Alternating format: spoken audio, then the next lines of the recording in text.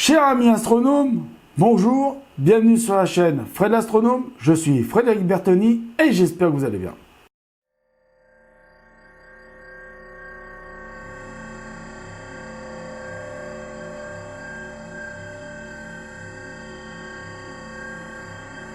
Donc comme vous l'avez compris, on est dans la deuxième partie de vidéo. Vous avez vu la première partie où je vous ai parlé un petit peu de l'exploit de l'ingénierie d'Elon Musk, que je trouvais que on en faisait un peu trop et qu'on prenait un peu trop les ingénieurs pour des cons, et ça c'est vrai.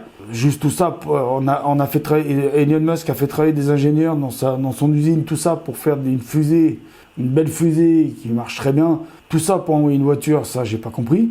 Là, dans la deuxième partie de vidéo, je vais vous parler un petit peu des annonces faites en ce moment par tout le monde, c'est-à-dire par l'agence européenne, par l'ESA, on va taper sur tout le monde, hein, sur Roscosmos, sur les Américains, donc la NASA. Bon, je vais pas parler des Chinois parce que l'agence chinoise ne communique pas trop pour le moment là-dessus. Mais bon, eux, ils ont peut-être un programme un peu plus réaliste et font peut-être des annonces un peu plus réalistes à mon goût que ce que fait l'ESA, qu'est-ce que fait la NASA, qu'est-ce que fait Roscosmos. Et encore une fois, je vais taper sur le dos de SpaceX, parce que y a pas de raison qu'ils s'en prennent pas un petit peu dans la gueule SpaceX. C'est normal, hein. Quand on fait une connerie, ben on en prend une par la gueule. Je voudrais dire ceci. Je vais déjà commencer par l'agence européenne, c'est-à-dire l'agence spatiale. L'agence spatiale annonce très clairement que dans les années à venir, là, les 20 ans, 30 ans à venir, veulent construire une base lunaire.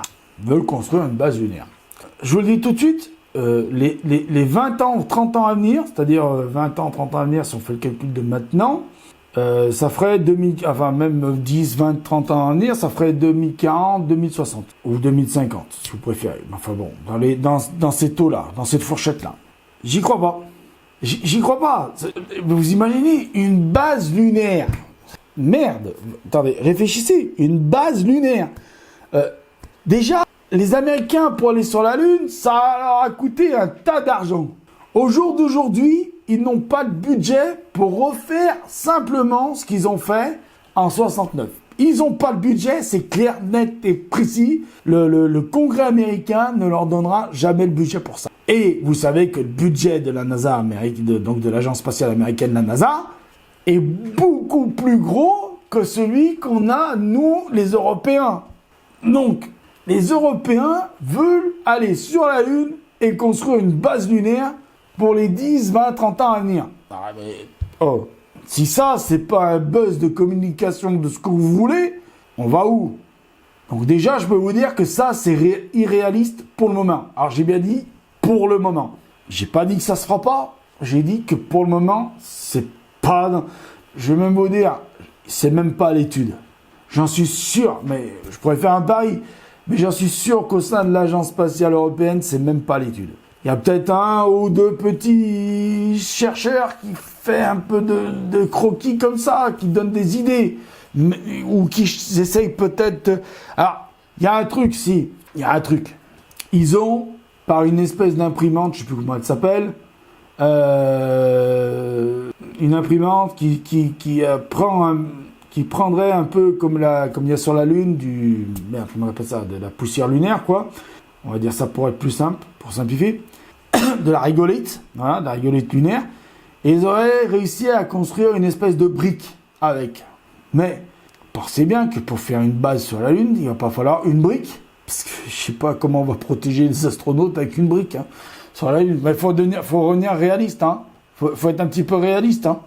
Je vous mettrai en description de la vidéo un lien qui va sur la chaîne du CNES, où il y a Thomas Pesquet qui est dans la station spatiale. Bon, il n'y est plus, mais au moment où il était dans la station spatiale internationale, il a tourné une petite vidéo pour expliquer les dangers de l'espace. Je vous mettrai le lien, vous irez voir. D'ailleurs, il faut que je le note. Je vais le noter. Vous voyez, je le fais en direct. Voilà, je le fais en direct. Donnez le lien de la vidéo. Vous voyez, je le fais. Hein. Et hop, je le note. Vidéo de Thomas. Oui, je l'appelle Thomas, hein, on se voit tous les jours. La blague, l'œil. On se voit tous les jours avec Thomas. L'œil du CNES. Voilà. Je l'ai marqué, voilà. Lyoness, voilà, c'est marqué, c'est là, c'est sur le petit papier, voilà, c'est marqué. J'ai pris le temps pour le faire. Parce que sinon, je vais peut-être oublier. Enfin bon, là, je vais pas oublier, je vais le faire. Donc, vous irez la voir. Vous comprendrez que une base lunaire, ça va pas être réalisable. Pas tout de suite. Pas, vraiment pas, quoi. Bon. Et puis, vous allez voir que moi, je pense que ça se fera peut-être un jour, mais pas tout de suite. Et ce sera pas qu'avec l'Europe.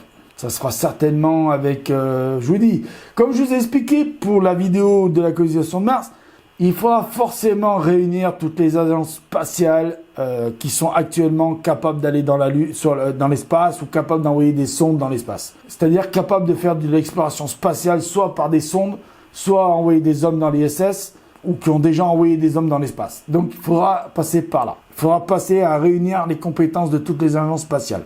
On ne pourra pas faire autrement. Et je vais vous dire pourquoi. Parce que entre les Russes et les Américains, donc entre Roscosmos et la NASA, pas l'ESA, la NASA, alors je recommence, entre les Russes, donc Roscosmos, et les Américains, la NASA, il y a eu un accord de signer, d'après ce que j'ai compris, pour faire une base, alors une base circulunaire, c'est-à-dire qui tournerait autour de la Lune, c'est-à-dire une sorte de ISS, voilà, une sorte de station spatiale, qui serait en orbite lunaire. Mais vous voyez, même les Américains et les Russes se sont dit, ah là, il faut qu'on soit à deux pour faire ça.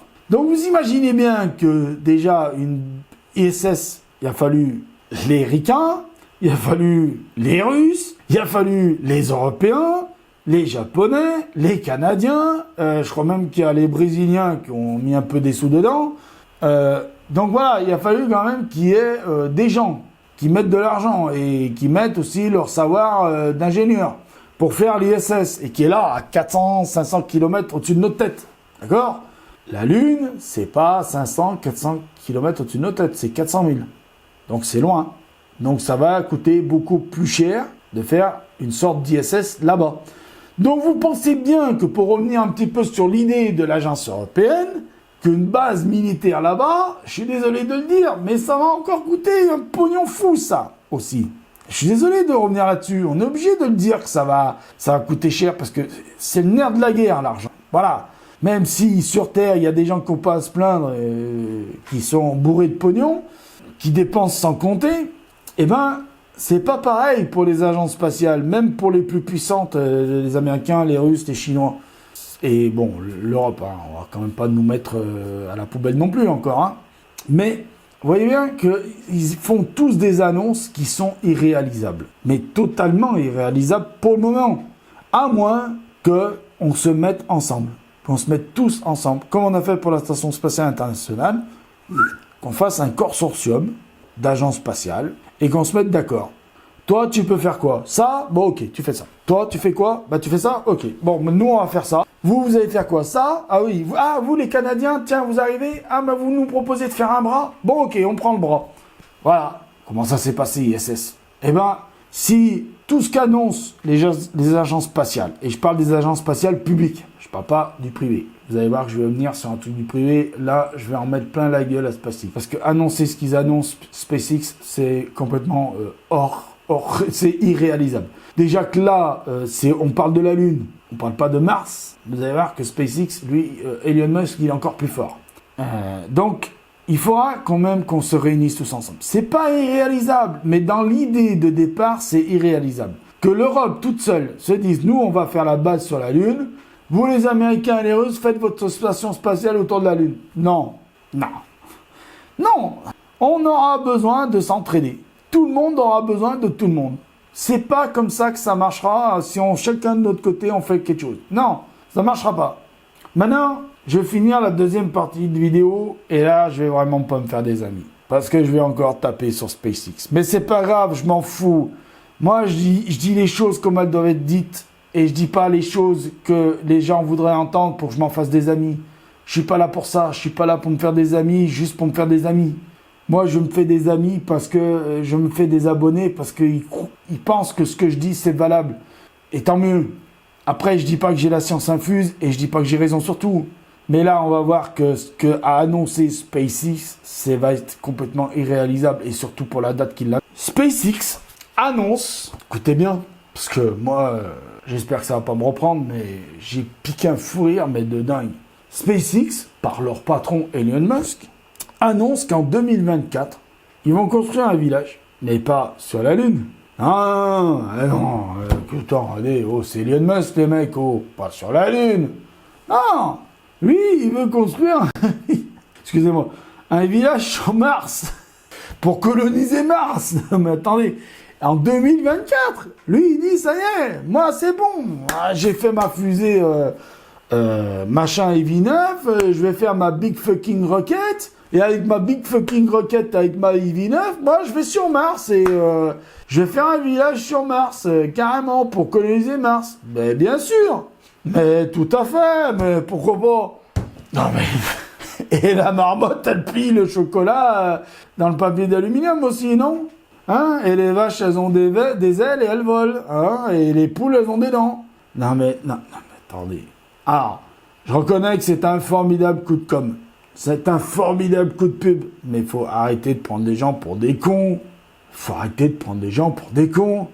Oh, on est en 2018. 2024, c'est dans 6 ans. Dans 6 ans. Le mec, en 6 ans, il va aller sur Mars, construire un village et amener des gens sur Mars pour coloniser Mars. Et tout ça en 2024? Mais là, je sais pas. Les investisseurs qui investissent à Elon Musk, réveillez-vous. Le mec, il est en train de vous envoyer dans le mur. Son projet d'Elon Musk, de village colonisé en 2024, est aussi irréalisable que le Danois, là, je sais plus quoi, il y avait un Danois, là, propriétaire de chaîne de télé, au gros producteur d'émissions de télé.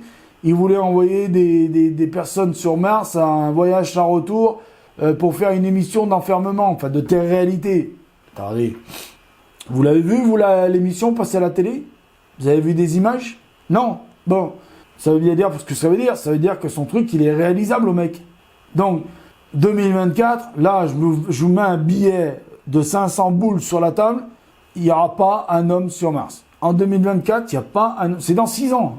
Oh, la Lune, 62 discours de Kennedy, 69.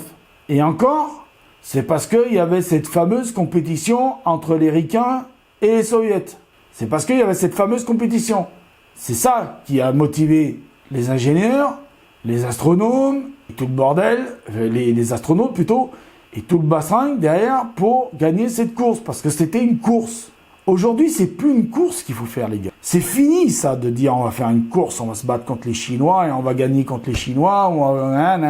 Non, on n'est plus dans le monde des communistes et des anticommunistes. On n'est plus dans ce monde-là. Faut se réveiller. C'est terminé, ce monde. Le monde où il y en a un, il dit nous, on va y aller en premier sur la Lune, et l'autre, il va dire non, c'est nous qui allons arriver sur la Lune. C'est fini. Ça, faut oublier. Ça a marché une fois. Bon, c'est les Ricains qui ont gagné. Tant mieux, ou j'en sais pas, tant mieux, je sais pas. Est-ce que ça aurait été mieux que ça soit les Russes? Je sais pas. Est-ce que c'est bien que ça soit les Américains? J'en sais rien. On va pas faire de politique là-dessus. Bon, ça se trouve que c'est les Ricains qui ont gagné, c'est les Ricains qui ont gagné. Mais faut arrêter avec ces annonces à la con. Oh, si on est un tout petit peu intelligent, et si on réfléchit un tout petit peu, et qu'on fait quelques recherches sur Internet, mais pas n'importe où, hein, sur les bons sites. Vous allez sur le site de la NASA, vous avez tout le programme de la NASA pour les 10, 20, 30 ans à venir. Et ils ne parlent pas d'envoyer des hommes sur Mars, ni sur la Lune. Pour le moment, ils parlent d'envoyer des sondes, encore, sur la Lune, ou sur Mars même. Hein? Les Européens, c'est pareil.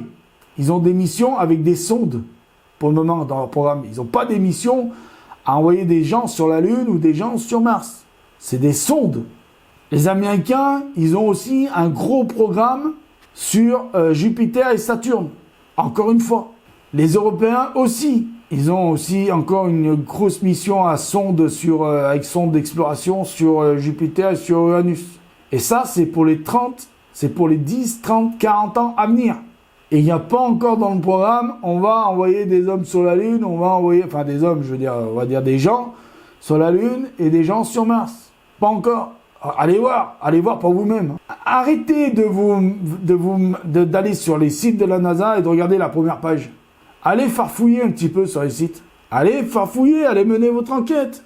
Au lieu de suivre ce que vous annoncent en première page les agences spatiales avec des belles photos, des belles images de synthèse de bases lunaires et de bases autour de la Lune. Hein, et l'autre abruti d'Elon Musk avec sa base sur son village de colonisation sur Mars. Arrêtez, fouillez un petit peu. Me dites pas que vous n'avez pas le temps d'aller fouiller un petit peu. Ça prend quoi? 20 secondes de fouiller sur un site internet et de trouver le programme. Voilà, donc, moi je pense que les agences spatiales, elles ont un community manager qui veulent faire rêver le monde. Moi je dis pourquoi pas, mais moi ça me fait pas rêver, ça me fait peur. Ça me fait peur qu'on annonce ça à des jeunes qui sont là en train d'applaudir une voiture qui va dans l'espace. Vous imaginez? Il y a des mecs, des ingénieurs qui ont travaillé des années et des années à faire des calculs de tout, à faire des tests sur des matériaux et tout, à assembler des matériaux, à construire des moteurs, à tester ces moteurs. Les mecs, ça se trouve, ils ont même passé des nuits blanches. Tout ça pour envoyer une voiture et pour dire sur la page SpaceX 2024 Mars, colonisation de Mars, un village, tout, c'est joli et tout. On est en 2018. Il y a des endroits, il n'y a même pas la 3G sur Terre. Il n'y a même pas la 4G. Il y a des gens qui n'ont même pas encore la fibre optique. Il y a des gens qui crèvent de faim, qui n'ont pas accès à l'eau, qui n'ont pas accès à la bouffe. Des gens qui sont en guerre, qui se font tuer tous les jours. Enfin bon, j'ai reproché de voir le monde en noir à certains, mais c'est pas le monde des noirs, il faut le voir le monde réaliste, tel qu'il est aujourd'hui. Et vous avez des mecs qui disent, ah nous, des directeurs de communication de grandes agences spatiales, on va faire ci, on va faire ça, nanana. C'est joli, c'est beau, c'est merveilleux, ça fait rêver. Moi aussi, ça me fait rêver. Moi aussi, je vais pas vous mentir, j'aimerais partir dans l'espace, aller faire un tour dans cette merveilleuse station spatiale qui tournerait autour de la Lune, d'aller dans ce merveilleux village européen sur la Lune, habiter dedans, coloniser, machin, voir la Terre de loin, belle Terre comme ils l'ont vu Buzz Aldrin et tous les autres, Neil Armstrong et tous les autres qui ont été sur la Lune. Mais bien sûr, mais évidemment que j'ai envie aussi d'aller sur ce beau village que nous propose pour 2024 Elon Musk et vivre là-bas. Mais pourquoi pas? Ça me changera un petit peu de la Terre. Mais il faut être réaliste un peu à la fin. Faut quand même rester réaliste. Moi, ces deux vidéos, je les fais pas contre vous, les gars. Je les fais pas contre vous. J'ai rien contre la jeunesse qui rêve. Je n'ai rien contre la jeunesse qui imagine un univers radieux. Je n'ai rien contre ça. Je n'ai rien contre ça. Mais avant de penser à faire tel ou tel exploit, posons-nous d'abord la question. Est-ce qu'il ne serait pas plus raisonnable de régler nos problèmes sur Terre que de les prendre là sur Terre et de les déplacer sur une autre planète? C'est ça que je voudrais vous faire comprendre. C'est beau de rêver. C'est beau d'aller aux États-Unis, en Floride, d'aller voir cette fusée qui a décollé, qui a envoyé une voiture dans l'espace. C'est beau, je vous comprends. Je comprends l'émotion que ça vous a suscité de vous dire « Ah là là, putain, une agence privée, un industriel qui est capable de construire une telle fusée, qui a envoyé une voiture dans l'espace et tout matin, et c'est joli !» Moi aussi, l'autre fois, j'ai passé au moins 1 heure devant cette vidéo où on voit, comment il s'appelle, Starman, dans sa voiture décapotable, où on voit la Terre. L'image, elle est magnifique, elle est belle. Je dis pas le contraire. Mais merde. J'ai envie de dire merde. J'ai envie de dire, mais réveillez-vous. C'est frustrant pour les ingénieurs qui ont travaillé là-dessus, de se dire, on a envoyé une fusée dans l'espace avec une voiture et un bonhomme Starman avec une combinaison. On a tout fait ça pour ça, et maintenant, on en est où? On en est où? Et la voiture, elle sert à quoi? À rien. Elle va être perdue dans l'espace, elle va aller se perdre dans la ceinture d'astéroïdes, d'après ce que j'ai compris. Et voilà. Et ça, il y a des jeunes qui applaudissent. Et ben, moi, je comprends pas. Je comprends l'émotion que ça peut provoquer, je comprends que ça peut pousser à des vocations de futurs ingénieurs, de futurs astronautes, de futurs astronomes. Je dis pas le contraire, mais il faut quand même être réaliste. Il faut quand même être réaliste. Parce que tous ces petits jeunes là qui voient ça sur YouTube et qui se disent « Je veux être un Elon Musk, je veux être un ingénieur, je veux être un astronome, je veux être un astronaute, je veux aller dans l'espace. Oui, c'est très bien, mais il y a un parcours avant. Ça se fait pas comme ça. C'est pas en claquant des doigts qu'ils ont fait une fusée, les mecs. Les ingénieurs, ils ont fait des études. Ils en ont bavé. Il y en a peut-être même qui, avant d'obtenir leur diplôme d'ingénieur, se sont dit « Ah, mais dans quoi je me suis lancé ?» Ils ont eu des doutes. De dire « Bon, j'arrête là, j'arrête les études, c'est trop dur. » Peut-être. Attention, hein. Je dis pas ça pour tout le monde. Peut-être qu'il y en a, ça a été finger in the nose et ça s'est passé comme une lettre à la poste. Mais tant mieux, s'ils n'ont pas eu de difficulté à obtenir leur diplôme. Mais après, c'est difficile. Après, ils ont eu leur diplôme, mais qu'est-ce qui était sûr s'ils allaient être embauchés dans une agence spatiale ou pas, ou dans un truc privé? Il n'y a rien qui pouvait le dire. Alors, tous ces ingénieurs, j'ai envie de vous dire bravo. Bravo déjà d'avoir fait tout le parcours scolaire que vous avez dû faire pour en arriver à être ingénieur. Bravo déjà. Ça, j'ai envie de vous le dire, bravo. J'ai envie de terminer cette vidéo par ça, par bravo. Bravo, vous avez fait un exploit. Bravo, vous avez construit une belle fusée. En grosse partie réutilisable. Même si le troisième étage n'a pas été récupéré, mais l'exploit a quand même été à 3 quarts réalisé, à 2 tiers réalisé, puisqu'ils ont quand même récupéré 2 étages. C'est formidable. Vous imaginez, 2 étages de récupérer, c'est beau, c'est un exploit. C'est magnifique, ça je l'applaudis. Mais l'histoire de la voiture au bout de la fusée, ça j'applaudis pas. Ça, moi je trouve ça complètement con. Ah, je trouve ça complètement con et c'est nul. Parce que, c'est nul pourquoi? Parce que vous imaginez des jeunes en ce moment qui sont en train de faire des études d'ingénieur ou de sciences et qui sont en train de voir cette voiture en train de voyager dans l'espace et se dire bah ouais, putain, et il est où l'exploit là? Nous on est en train de se taper des formules mathématiques, des trucs de dingue, tout ça pour en arriver à avoir un diplôme et pour construire une fusée, pour envoyer une voiture.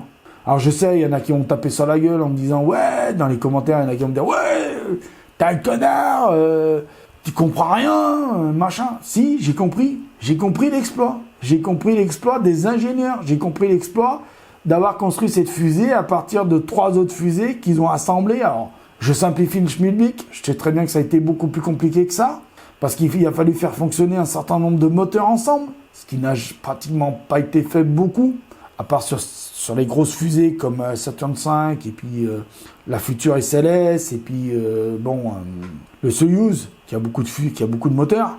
Mais il y a quand même un exploit, parce que c'est des industriels. Le mec au départ, les mecs au départ, ils n'étaient pas destinés à faire ça. Donc il y a un exploit. Là-dedans, oui, il y a un exploit d'ingénieur, d'ingénierie. L'exploit de la voiture, ça, non. C'est pas un exploit pour moi, c'est une connerie. Ça sert à rien, c'est nul. C'est nul, c'est tous ces ingénieurs qui ont travaillé dur pour en arriver à ça. Moi, je trouve ça complètement con. Voilà, c'est ce que je voulais faire comprendre dans ces 2 vidéos. Je voulais vous faire comprendre ça, que oui, il y a un exploit. Oui, il faut applaudir les exploits quand il y en a. Oui, il faut s'extasier quand il y a des ingénieurs qui ont travaillé dur et que le travail paye par la réussite du décollage de cette fusée qui a réussi à aller dans l'espace, qu'ils ont réussi à récupérer 2 boosters, 2 étages plutôt, 2 étages, pas 2 boosters, 2 étages, 2 sur 3, déjà pas mal, hein. Prochaine fois ils récupéreront les 3, hein, ça j'en suis certain. Mais il faut rester calme, il faut arrêter, il faut redevenir raisonnable. C'est pas raisonnable de s'extasier et d'en faire toute une caisse comme ça sur YouTube. Je comprends les youtubeurs qui font ça, je comprends le truc pourquoi ils font ça. C'est juste pour avoir des nombres de vues et des nombres d'abonnés, c'est tout. Parce que j'en suis sûr, je vais pas dire non, mais ils se reconnaîtront. J'en suis sûr qu'il y en a certains que je suis. En prenant du recul, réfléchissez, prenez un peu de recul, j'en suis sûr que vous serez d'accord avec moi. J'en suis certain. S'il y en a qui regardent cette vidéo, qui ont des chaînes spécialisées dans le spatial, dans l'astronautique, si vous regardez cette vidéo, avant de m'insulter, avant de me dire que je suis un con, prenez du recul à ce que je viens de dire, réfléchissez un petit peu. C'est tout ce que je vous demande, avant de m'insulter. J'en terminerai là avec cette deuxième partie de vidéo. Je vais vous dire merci de m'avoir écouté. J'ai encore beaucoup bavardé, j'ai encore beaucoup trop parlé. Mais bon, apparemment, il y en a qui aiment ça, donc je vais continuer. Je vous dis à bientôt. Merci de m'avoir écouté. Prenez soin de vous. Mettez l'œil oculaire parce que là-haut, il y a plein de choses à voir. Je vous dis bon ciel et ciao.